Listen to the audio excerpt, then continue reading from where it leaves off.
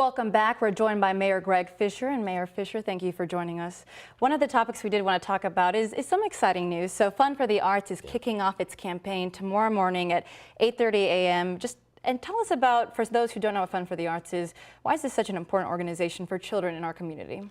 Well, we're blessed to have such a great arts community here, and our Fund for the Arts is one of the largest in the country in terms of employers and employees supporting the arts through payroll deduction. So tomorrow's the big annual kickoff for that.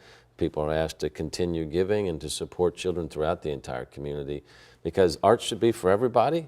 And the reality is, if you have to pay to go to an art show yourself, you may not be able to afford it. So the Fund for the Arts makes sure that arts are accessible and affordable to everybody. It's a big part of the community's equity strategy. And would you say this is especially important for children because this can keep them on the right path? Well, and I've seen so many kids that have been stimulated by an arts performance, and then they go down that track and it keeps them busy. It leads to a great productive career. So just a wonderful thing for the city.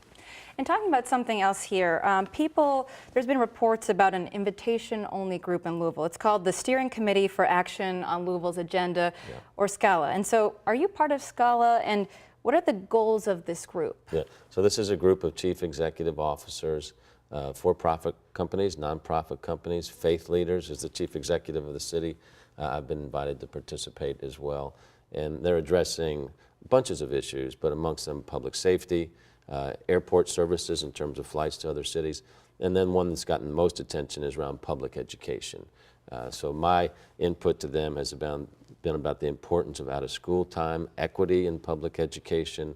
You know, we have a big state audit that's about due on JCPS. So, you know, a lot of people are wondering what's going to come forth with that. So we need to get that audit out here so we understand if there are gaps in JCPS, they need to be addressed so that every child can have the opportunity to succeed by all means, regardless of where they live.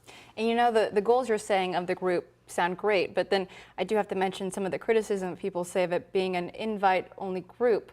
What are your thoughts on that, and being private instead of having someone from, say, the JCPS board on that group? Yeah, no, it's for chief of executives, so people can form their own groups. It's an advocacy group, like there are many advocacy groups. I just came from one an hour ago about resiliency in the city. So, but the more diverse opinions there are in any group, the more informed their recommendations will be. Okay, and last thing, Mayor Fischer, tell us about what LMAS is doing and some good news they're putting out. This has been the biggest turnaround, frankly, of any department that we've had during my administration.